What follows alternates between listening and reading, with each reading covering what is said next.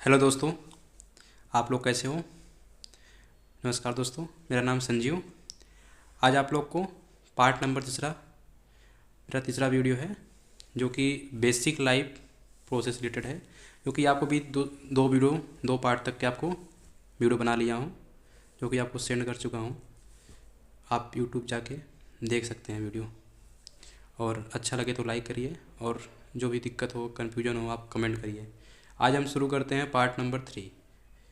तो इसमें देखेंगे बेसिक लाइफ प्रोसेस, यानी कि जो हमारी बेसिक लाइफ प्रोसेस, हमारी जो बॉडी में एक जो प्रोसेस होता है, एक बेसिक लेवल का जो दिनचर्या हमारा होता है, जिससे हमारी शुरू होती है, जो हमारी बॉडी में ग्रोथ होता है या मेटाबॉलिज्म होती है, मूवमेंट होती है, रेस्पिरेशन होती है, कई सारे हमारे पार्ट हैं हमारे बॉडी से रिलेटेड। ये होते हैं हमारे बेसिक लाइफ प्रोसेस बोलते हैं इसे। ठीक है, जो हमारे एक कॉमन चीज़ें होती है कि हमारा बॉडी कैसे वर्क कर रहा है, किस फंक्शन बेस पे काम कर रहा है, जो हमारे लिए ज़रूरी है। एक बोलते हैं लिविंग, नॉन लिविंग बोल सकते हो आप। तुम्हारी बॉडी तो लिविंग में है, तो लिविंग में क्या क्या चीज़ें ज़रूरत होती है, वही चीज़ होता है हमारे लिए। जैसे आप देख सकते हैं कि the basic life process are the essential function that organism carry out to maintain life and continue to life, and all the living organism have some specific life process। यानी हमारे ये चीज़ें ये बहुत ज़रूरी होती है, एक इसेंशियल होती है ना, इसेंशियल फंक्शन होती है ऑर्गेनिज्म के लिए, जो कि हमारा लाइफ को एक मेंटेन करती है। लाइफ हमारे एक मेंटेन की रहती है। अगर जैसे बॉडी सपोज दैट अगर मेटाबॉलिज्म नहीं होगा बॉडी में, तो बॉडी हमारा सही से वर्क नहीं करेगा। मेटाबॉलिज्म हमारे केटाबॉलिज्म होते हैं, एनाबॉलिज्म होते हैं, ब्रेकडाउन सही से नहीं हो पाएगा हर चीज़ का। हाँ, रिस्पॉन्स हमारा नहीं हो पाएगा, हम महसूस नहीं कर पाएंगे कोई चीज़, रिस्पॉन्सिवनेस नहीं कर पाएंगे। मूवमेंट अगर नहीं होगा बॉडी में तो भी दिक्कत होगा।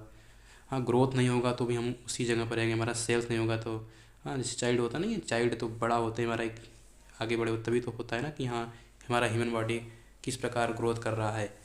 रेस्पिरेशन नहीं होगा तो हम भी जी नहीं पाएंगे, हमारा ऑक्सीजन या कार्बन डाइऑक्साइड नहीं ले पाएंगे। एक्सक्रीशन है वो भी हमारे लिए बहुत हानिकारक होता है बॉडी के लिए। हर चीज़ ज़रूरी है, ये हमारा होता है बेसिक लाइफ प्रोसेस। आप समझ सकते हैं चीज़ को, ठीक है। इसके हमारे कई पार्ट हैं। तो ऐसे हमारा it is the included some specific life process. पहला आपका मेटाबॉलिज्म हो गया, दूसरा आपका रेस्पॉन्सिवनेस हो गया, तीसरा मूवमेंट हो गया, चौथा ग्रोथ हो गया, और पांचवा डिफ्रेंसिएशन हो गया, छठवा रेस्पिरेशन हो गया, सातवां रिप्रोडक्शन हो गया, आठवां एक्सक्रीशन हो गया। और भी हैं जैसे डाइजेस्टिव सिस्टम, मतलब कि इतना पढ़ लो, बहुत है आपके लिए इम्पोर्टेंट। ये सब हमारे क्वेश्चन एग्जाम के व्यू से सही रहते हैं, इतना आपके लिए बहुत चीज़ें हैं। आप एग्ज़ाम में 5-6 लिख देंगे तो भी कोई दिक्कत नहीं है, पर आपको 8 तक पढ़ना बहुत ज़रूरी है। एक छोटे छोटे वर्ड भी मैं आप बता सकते किसी को। तो पहला हम देखते हैं मेटाबॉलिज्म। तो हम देख सकते हैं मेटाबॉलिज्म में क्या होता है दोस्तों। मेटाबॉलिज्म ये हमारा एक केमिकल रिएक्शन होता है, ठीक है। एक हमारा केमिकल रिएक्शन होता है जो कि बॉडी हमारा पाया जाता है, और जो कि इससे हमारा सेल प्रोवाइड करता है। सेल क्या प्रोवाइड करता है? Energy molecules and maintain body function. आप देख सकते हैं लिखा हुआ इसमें, आपका नोट्स बनाया हुआ मैं। These are the chemical reaction process, ठीक है। ये हमारा एक केमिकल रिएक्शन प्रोसेस भी बोल सकते हो आप, ठीक है। ये केमिकल रिएक्शन प्रोसेस है that occurs in the body and cell to provide energy molecules, ठीक है। ये हमारा केमिकल रिएक्शन प्रोसेस है जो कि हमारा बॉडी में होता है, and cell provide energy molecules and maintain body function. जितने हमारी बॉडी के अंदर फंक्शन होते हैं, ये हमारा मेटाबॉलिज्म इसको मेंटेन करता है। हमारा मेटाबॉलिज्म ही बॉडी फंक्शन को करता है। इट इज़ द 2 टाइप्स, आप देख सकते हैं इस चीज़ को, ठीक है। ये आपको देख सकते हैं, इट इज आप 2 टाइप्स। पहला केटाबॉलिज्म, दूसरा आपका है एनाबॉलिज्म, ठीक है। केटाबॉलिज्म आप केटा समझ से आप ब्रेक डाउन समझ सकते हैं, काटा, ठीक है। एना मतलब ऐड करना, ठीक है। केटा से आप समझते हैं कि ब्रेक होना, ब्रेक डाउन, या काटा भी लगा सकते हैं एग्जाम्पल एक हिसाब से। तो केटाबॉलिज्म होता है these are the break down of the complex chemical substance convert into the simple compound. यानी कि एक हमारा ग्रुप में होता है, ठीक है। ग्रुप में उसको तोड़ तोड़ के हमारा बनाता है केटाबॉलिज्म। इससे हमारा digestion, cellular respiration and digestion, हमारे छोटे छोटे मॉलिक्यूल्स मिल के हमारे एक चीज़ें जो हमारे जैसे जैसे मान लो हमारे एक लार्ज है फूड हमारा लार्ज में जाएगा तो हमारा एक छोटे छोटे पार्टिकल में कन्वर्ट हो जाएगा, उसे बोलते हैं केटाबॉलिज्म। जैसे दूसरा आता है एनाबॉलिज्म। एनाबॉलिज्म में क्या होता है, एक हमारा छोटे छोटे रहेंगे क्योंकि वो बिल्डअप करेंगे, बनेंगे, यानी कि स्मॉल रहेंगे तो छोटे छोटे बन बन के एक लार्ज में कम्प्लेक्स में बन जाएंगे। तो आप देख सकते हैं these are the building up of the small, दिख रहा होगा आपको, सो रहा हो रहा होगा आपको, small compounds convert into complex chemical substance. जो हमारी मसल्स ग्रोथ होती है या बोन ग्रोथ होती है, ये छोटे छोटे चीज़ से बन के बनी होती है हमारी। ठीक है, देखा आप एग्जांपल देख सकते हैं यहाँ पे, ये हमारा कोई मॉलिक्यूल से है, कोई हमारा मॉलिक्यूल सब्सटेंस, ठीक है, ये कोई हमारा मॉलिक्यूल सब्सटेंस है, आप देख सकते हैं, जो कि हमारा मॉलिक्यूल सब्सटेंस है। ये हमारा क्या हुआ, ये हमारा एक पहले लार्ज में है, ये लार्ज में है, ये हमारा स्मॉल में है। ठीक है दोस्तों, आप देख सकते हैं, ठीक है, स्मॉल मॉलिक्यूल्स। तो ये हमारा केटाबॉलिज्म में क्या होता है, ये हमारा लार्ज मॉलिक्यूल्स हमारा ये छोटे छोटे भाग में हो गए केटाबॉलिज्म में। एनाबॉलिज्म हमारा स्मॉल मॉलिक्यूल्स हो के हमारे लार्ज बन गया, ये होता हमारा एनाबॉलिज्म। सो दोस्तों, ये तुम्हारा हो गया आपका मेटाबॉलिज्म। अब आगे देखते हैं आपका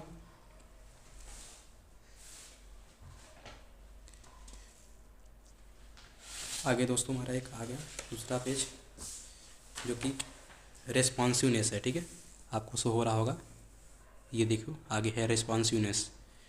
ठीक है, रेस्पॉन्सिवनेस होता है कि किसी चीज़ को एक डिटेक्ट करना, हमारे बॉडी को सेंस करना है, आप बोल सकते हो आप। जैसे हमारे कभी भी टेम्परेचर या कुछ भी चीज़ें, वर्षा हो गया कुछ, जैसे हमारे बूंद अगर स्किन में पड़ता है तो हमारे सेंस को मालूम चल जाता है कि हाँ हमारे या पैर हाथ में बूंद टपका हुआ है किसी चीज़ का, मतलब कुछ भी चीज़ें होती है, या आपको कोई भी गर्म चीज़ आप टच करते हो वो सेंस आपको पता लग जाता है आप हाइपोथैलेमस के माध्यम से। ठीक है, तो आप देख सकते हो आपको these are the ability to detect and respond to change in environment of the body such as like temperature, touch and light. Sensitive चीज़ें होती है, सेंसिटिव चीज़ें, सेंसिटिविटी बोल सकते हो, कोल्ड बोल सकते हो। तीसरा आपका है मूवमेंट। ठीक है दोस्तों, मूवमेंट क्या होता है, these are the consist of motion of the whole human body in individual organs such as walking और movement like blood circulation and digestion. यानी हमारे बॉडी में मूवमेंट का होना बहुत ज़रूरी है, अंदर चीज़ें, यानी सर्कुलेशन, ब्लड हमारा चल रहा है, ये हमारा एक मूवमेंट बोल सकते हो आप। तो ठीक है, ये पॉइंट छोटा सा है। जिसे आप लोकोमोशन बोल सकते हो, ब्रीथिंग, आप सांस ले रहे हो ना, कार्बन डाइऑक्साइड छोड़ रहे हो, ऑक्सीजन ले रहे हो, आपका एक मूवमेंट ही तो है, बॉडी के अंदर मूवमेंट हो रहा है, ब्लड हमारा चल रहा है, पूरे बॉडी में एक ट्रेवलिंग कर रहा है ब्लड हमारा, तो हमारे मूवमेंट ही तो है ना। अब ग्रोथ आ जाओ आप, ग्रोथ क्या कहता है, ग्रोथ हमारा क्या होता है, ये हमारा the process of increasing in body size and development of new cells, tissue and organs, cell tissue example है तुम्हारी कि कुछ चीज़ें हमारी जब बॉडी में एक हमारी टिश्यू, न्यू सेल्स बनते हैं, टिश्यू बनते हैं, आर्गन, बॉडी की साइज जो हमारी ग्रोथ में लग जाती है। एक टाइम होता है ना, बॉडी हमारी एक टाइम पे बॉडी हमारी ग्रोथ करने लग जाती है, तो हमारी होती है ग्रोथ। दूसरा आपका है डिफ्रेंशिएशन। क्या होता है डिफ्रेंशिएशन, मतलब हमारे सेल में कई सारे डिफ्रेंशिएशन मतलब डेवलपमेंट होने लगते हैं, मतलब कि आप जितना नहीं चाहते हो उतना भी आपके लिए होने लग जाता है, होता है ना कभी एक, जैसे बोलते हैं कंपाउंड इंटरेस्ट बोल सकते हो, ए पर हमारा डिफ्रेंशिएशन भी आप बोल सकते हो कि these are the development of the cell become specialised to perform specific function. ठीक है, ये चीज़ हमारा होता है डिफ्रेंशिएशन होता है। आपको जो भी चीज़ समझ में ना आए आप कमेंट बॉक्स में आप लिख सकते हो, आपको बेफिक्र आपको सब कुछ समझाया जाएगा। चौथा आपका है रेस्पिरेशन। ठीक है, रेस्पिरेशन होता है, ये आपको पता ही होगा, in this process of the exchange of oxygen and carbon dioxide between the cells and the external environment. ठीक है, ये हमारा एक ऑक्सीजन कार्बन डाइऑक्साइड का एक्सचेंज होना है, हमारे लिए बॉडी के लिए बहुत ही अच्छी चीज़ें होती है, मतलब होना चाहिए बॉडी के लिए। अगर होना क्या मतलब इम्पॉर्टेंट है, ये तो होता ही होता है, ये हमारे बेसिक लाइफ प्रोसेस है, कोई समझा रहा हूँ। जैसे आप एनारोबिक रेस्पिरेशन बोल सकते हो आप, ठीक है, एग्जाम्पल है आपका। आपको ना समझ में तो आप पूछ सकते हो कमेंट में, क्या चीज़ें है। और आपका तो 7वां हो गया रिप्रोडक्शन हो गया। Reproduction, it is the reproductive system allow for reproduction, ठीक है, आपको दिख नहीं रहा होगा इसमें, सॉरी, देखो रिप्रोडक्शन। एनारोबिक रिस्पिरेशन मतलब आपको विदाउट रिस्पिरेशन, मतलब जो हमारे सांस नहीं लेती, मतलब वो चीज़ चल जाता है। तो हमारे साथ एग्जाम्पल है, हमारे लिए ठीक नहीं है, हमारे लिए एरोबिक बोल सकते हो, इसको काट दो एग्जाम्पल आप, इसको काट दो। एरोबिक रिस्पिरेशन बोल सकते हो, एरोबिक बोल सकते हो, ठीक है, एरोबिक रेस्पिरेशन बोल सकते हो। एनारोबिक तो सही नहीं है हमारे लिए जहाँ तक है। Aerobic respiration. रिप्रोडक्शन आपका देखो, रिप्रोडक्शन क्या होता है, it is the reproductive system allow for reproduction and includes the testes and ovaries, मतलब टेस्टिज और ओवम मिल के एक हमारा सिस्टम तैयार करता है, ठीक है, ये बोलते हैं जैसे रिप्रोडक्शन हमारा, ठीक है, जो आप पढ़े होगे, आप कभी आप क्लास 11 में पढ़े होगे, तो वो चीज़ें हमारी चीज़ें होती है टेस्टिज। और आपका 8वां नंबर आ गया एक्सक्रीशन हो गया। एक्सक्रीशन आप देख सकते हो, एक्सक्रीशन मतलब होता है कि हमारे जो बॉडी में जो बेकार चीज़ें होती है उसको बाहर करना, एक्सक्रीट आउट करना, जो हमारे बॉडी के लिए ज़रूरत नहीं है, अननेसेसरी को बाहर करना। These are the process of removal of waste compound from the body. तो हमारा यूरिनरी सिस्टम ये हमारा एग्जाम्पल होता है। अब आइए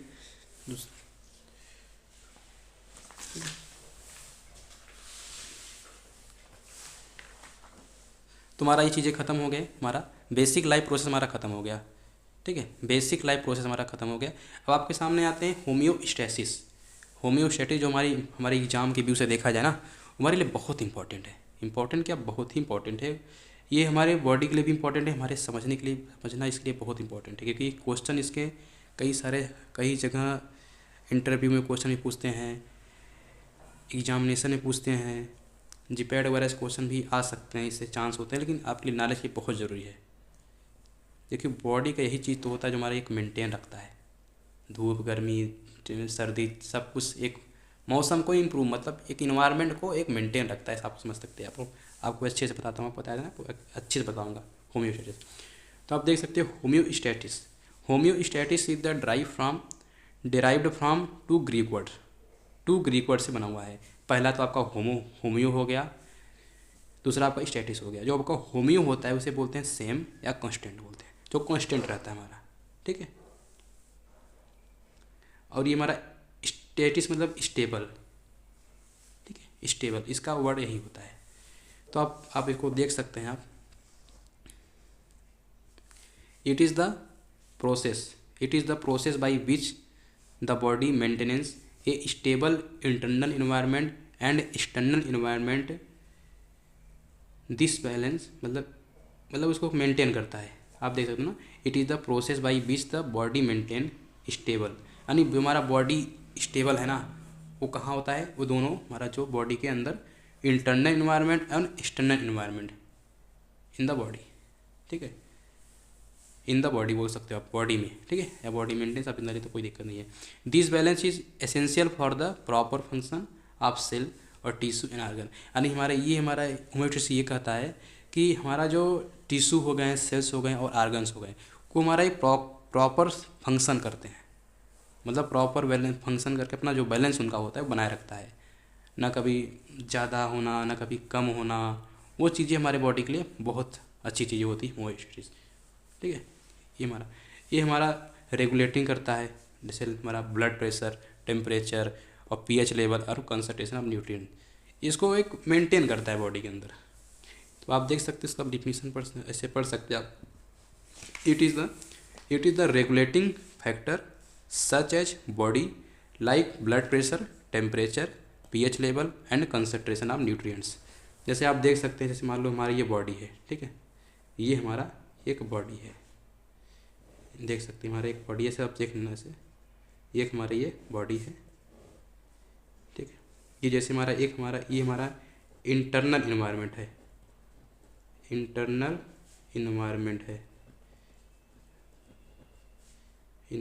ठीक, ये हमारा इंटरनल इन्वायरमेंट है बॉडी में, ठीक है। तो सपोज दैट हमारा ये एक्सटर्नल इन्वायरमेंट है,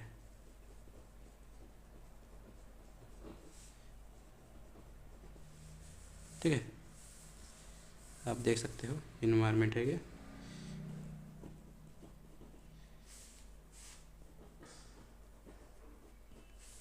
ये दोनों क्या करता है,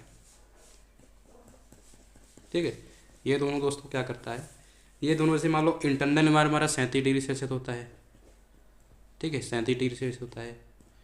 और बॉडी हमारा बाहर कितना होता है, बाहर हमारा कुछ भी हो सकता है, कोई फिक्स नहीं है, और 47 भी हो सकता है, 45 भी हो सकता है, 37 भी हो सकता है, 35 भी हो सकता है, 22-28 भी हो सकता है। हम किसी फैक्ट्री में काम करें तो हमारा ये देखने को मिल जाता है, ठीक है, ये हमारा चीज़ें है, ठीक है, आप देख सकते हैं, इसको मैं से बना दिया हूँ, ये हमारा चीज़ें है। तो आगे देखते हैं, आप तो समझ गए होंगे होम्योस्टेसिस क्या होता है। होम्योस्टेसिस कंट्रोल मैकेनिज्म, थोड़ा वीडियो ज़्यादा हो रहा है, बस आप समझ लीजिए इसको। Homeostasis control mechanism, it is the human body organs, it is the human body organs coordinate together to each other to maintains homeostasis. यानी कि जो हमारा ह्यूमन बॉडी का ऑर्गन होता है, एक हमारा एक कंट्रोल करता है, यानी होम्योस्टेटिक कंट्रोल मैकेनिज्म, यानी उसके मैकेनिज्म क्या था, किस मैकेनिज्म में काम करते हैं, आपको ये देखना है।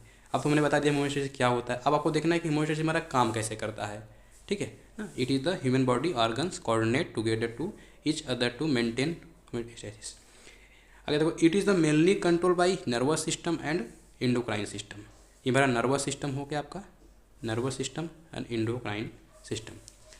These are the 3 types of components, जिसके हमारा मैकेनिज्म है, कंट्रोल मैकेनिज्म है, इसके 3 कंपोनेंट हमारे होते हैं, 3 टाइप होते हैं। जैसे पहला आपका रिसेप्टर हो गया, दूसरा आपका कंट्रोल सेंटर हो गया, तीसरा आपका इफेक्टर हो गया। ये हमारा बॉडी टेम्परेचर है, यानी बॉडी टेम्परेचर को कैसे में करना है, कैसे हमारा स्टिमुलेशन करता है, यानी कैसे उसको उत्तेजित करता है, कैसे कार्य करता है, वर्क कैसे करता है। हमारा रिसेप्टर होता है, ये हमारा सेंस होता है, ये हमारा कंट्रोल सेंटर जो हमारा सेंस किया उसको एक कंट्रोल सेंटर में जाएगा, उसको एनालिसिस करेगा उसका टेम्परेचर कितना है, अगर ज़्यादा है तो कम करेगा, अगर कम है तो ज़्यादा करेगा, बस यही होता है। यानी कुछ चीज़ें कम है तो सही करेगा, यही होता है ना, तो हार है तो जीत। अब देखते हैं आगे चीज़ें। दोस्तों आप देख सकते हैं, लास्ट है ये, लास्ट पेज है। तो ये हमारा देखो, पहला आपका पता था, पहला आपका रिसेप्टर था। रिसेप्टर दोस्तों देखो, देख सकते हैं आप, रिसेप्टर है। Receptor are the body sensor such as, दिख रहा होगा अपना, such as thermo receptor for heat and chemo receptor for chemical which change और अदर स्टिमुलेशन रिसीव। यानी जो हमारा रिसेप्टर होता है वो बॉडी को सेंस करता है, यानी एक मैसेज देता है बॉडी में, उसके अंदर एक रिसेप्टर होता है बॉडी में। आप पढ़े होगे अच्छे, फार्माकोलॉजी में आप पढ़ोगे अच्छे से रिसेप्टर के बारे में, पर आप इसके बारे में जाने जो है, एक रिसेप्टर होता है जो बॉडी को सेंस करता है, ठीक है। वो अपनी मैसेज को एक हाइपोथैलेमस को या कंट्रोल सेंटर के थ्रू बताता है। तो आगे देखेंगे हमारा, पहला तो हमारा रिसेप्टर हो गया, दूसरा आपका कंट्रोल सेंटर हो गया। तो कंट्रोल सेंटर जो आपने रिसेप्टर के माध्यम से हमने सेंस किया, टेम्परेचर कुछ भी सेंस किया, वो बताएगा आपको। तो कंट्रोल सेंटर होता है, it is the receive signals from sensor या रिसेप्टर। रिसेप्टर से सिग्नल को रिसीव कर लेगा और and information send to effector and analysis body. यानी कुछ सेंस करना और सेंस करके मैसेज देना इफेक्टर को, हमारा होता है कंट्रोल सेंटर। अब आगे देखो, हमारा तो मैसेज दे दिया ना, दे दिया मैसेज कि इफेक्टर को दे दिया कि हमारे लिए टेम्परेचर इतना इतना बहुत ज़्यादा है या फीवर है, या ये सब दे दिया हमको, ये प्रकार से बोल सकते हो आप। तो देखो, इफेक्टर एंड फीडबैक सिस्टम। तो effectors are the any changes take place in the internal environment and feedback system is a control mechanism where the output of a system is measured and feedback to the input to adjust. यानी हमारा कहना ये चाहता है चीज़ें कि effector क्या करता है, जैसे हमने देखा कि बॉडी में टेम्परेचर बहुत ज़्यादा है, तो क्या करेगा, वो चीज़ें को चेंज करेगा कि यार टेम्परेचर ज़्यादा है तो कम करो, वो दिमाग को बोलेगा, हाइपोथैलेमस को बोलेगा कि इसको कम करो, तुम्हारी वो हमारे फीडबैक सिस्टम हमारी स्टार्ट हो जाएगी।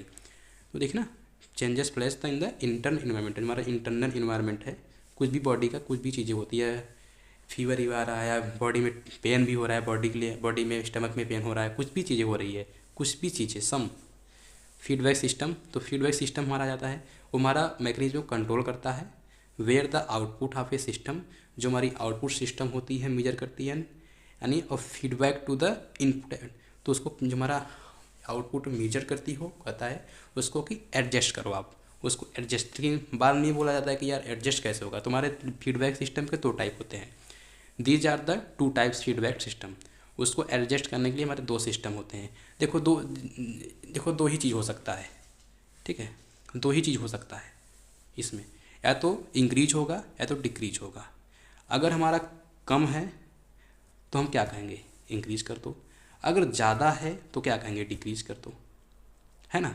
अगर हमें फीवर हुआ है तो हम क्या कहेंगे, यार इसको दवा वगैरह खाओ और ठीक हो जाएगा, कम हो जाएगा फीवर, यही कर सकते हैं, कम करेंगे। अगर ज़्यादा है तो कम करें।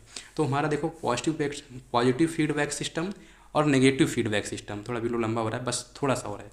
पॉजिटिव फीडबैक सिस्टम और नेगेटिव फीडबैक सिस्टम। तो पॉजिटिव फीडबैक सिस्टम क्या होता है दोस्तों, कि हमारा जो चीज़ें कम होती है ना उसको इंक्रीज करता है, ठीक है। नेगेटिव फीडबैक सिस्टम क्या होता है, जो हमारा ज़्यादा होती है उसको डिक्रीज करता है।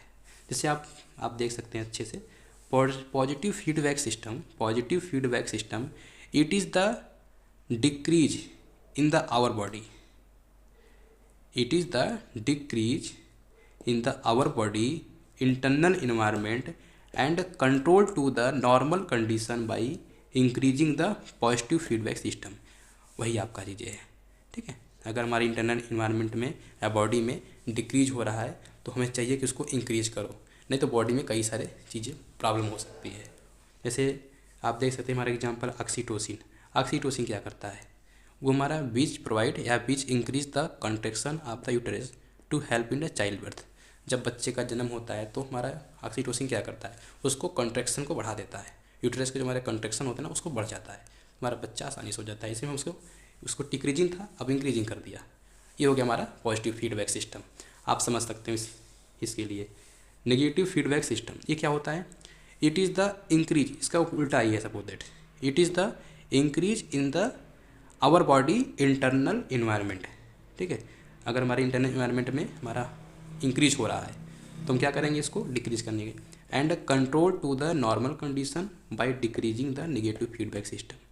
अगर हमारा ज़्यादा है तो उसको कम करें। जैसे हमें इसका एग्जांपल अच्छा सा है, आप ले सकते हो फीवर। जैसे आपको फीवर हो रहा है ना तो आप क्या करोगे, फीवर जैसे आपको हुआ, आप तीन चीज़ें पढ़ोगे, receptor, control centre and effector. आप रिसेप्टर क्या किया, सेंस किया कि हाँ इस बॉडी को टेम्परेचर ज़्यादा है, तो टेम्परेचर ज़्यादा है, सेंस कर लिया। जैसे सेंस कर लिया तो हमारा जो सेंस तुम्हारा मैसेज भेज देगा हाइपोथैलेमस पास, यानी कंट्रोल सेंटर के पास। अब कंट्रोल सेंटर तो भेज दिया, अब काम कौन करेगा हमारा, मतलब इफेक्ट कौन करेगा, या इफेक्टर को हम फीडबैक सिस्टम भी बोल सकते हो। आप देख सकते हो इफेक्टर को आप फीडबैक सिस्टम भी बोल सकते हो, दो चीज़। तो अब हमारा वो फीडबैक सिस्टम काम करेगा। तो फीडबैक सिस्टम में दो सिस्टम होता है, आपको पता ही है, पॉजिटिव फीडबैक सिस्टम और नेगेटिव फीडबैक सिस्टम। तो हमारा नेगेटिव फीडबैक सिस्टम क्या करेगा उस चीज़ को, अगर हमारा फीवर हुआ है, ठीक है, तो क्या करेगा, फीवर है, टेम्परेचर ज़्यादा है तो हमारा बॉडी में हीट ज़्यादा होगा, जाहिर सी बात है, ब्रेन में जाएगा ना तो ब्रेन बताएगा हाँ कि बॉडी में ज़्यादा हीट है, हाइपोथैलेमस। अब क्या कहेगा, हमारा एक होता है टीआरसी, इससे बोलते हैं टीआरसी, ठीक है, टेम्परेचर बोल सकते हो आप, टेम्परेचर रेगुलेशन सेंटर। तो हमारा वो टीआरसी हमारा रेगुलेट होगा, स्टिमुलेट होगा। तो हमारा जब स्टिमुलेट होगा तो हमारा स्वीट ग्लैंड बढ़ेगा, ठीक है, यानी स्वीट पसीने जो होती है उसके जो स्वीट ग्लैंड से तो पसीने हमारे आएंगे ना, बढ़ेगा तभी तो पसीने आएंगे, तभी तो हमारी बॉडी के अंदर गर्मी आएगी ना। तुम्हारा स्वेटिंग होगा, जब हमारा स्वेटिंग होगा, पसीने निकलेंगे तो हमारा टेम्परेचर लो हो जाएगा।